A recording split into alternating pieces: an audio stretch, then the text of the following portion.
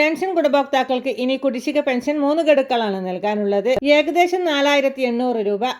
ഈ കുടിശ്ശിക വരുന്ന മാസങ്ങളിൽ നൽകി തീർക്കുമെന്ന് സർക്കാർ ഉറപ്പ് നൽകുന്നു. 62 ലക്ഷത്തോളം വരുന്ന പെൻഷൻ ഗുണഭോക്താക്കൾക്ക് വരുന്ന മാസങ്ങളിൽ വെച്ച് കൃത്യമായി പെൻഷൻ വിതരണം ചെയ്യും. തനത് പെൻഷൻ തുകയും കുടിശ്ശികയും ഒരുമിച്ച് വിതരണം ചെയ്യുമ്പോൾ 3200 രൂപ വീതം എത്തിച്ചേരും.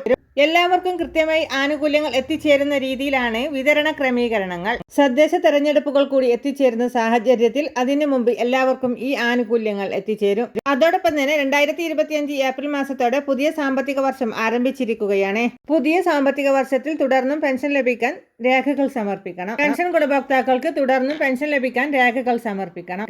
അതിന്റെ ഭാഗമായി സർക്കാരിന്റെ ഭാഗത്തു നിന്നും പെൻഷൻ ഗുണഭോക്താവിന്റെ വരുമാന സർട്ടിഫിക്കറ്റ്, പ്രധാനപ്പെട്ട രേഖകൾ ആവശ്യപ്പെടുന്ന സമയം കൂടിയാണിത്. വീടുകൾ കേന്ദ്രീകരിച്ചുള്ള അന്വേഷണവും വാർഷിക മസ്റ്ററിംഗ് ഉൾപ്പെടെയുള്ള നടപടികളും ഈ സാമ്പത്തിക വർഷം ഉണ്ടാകും.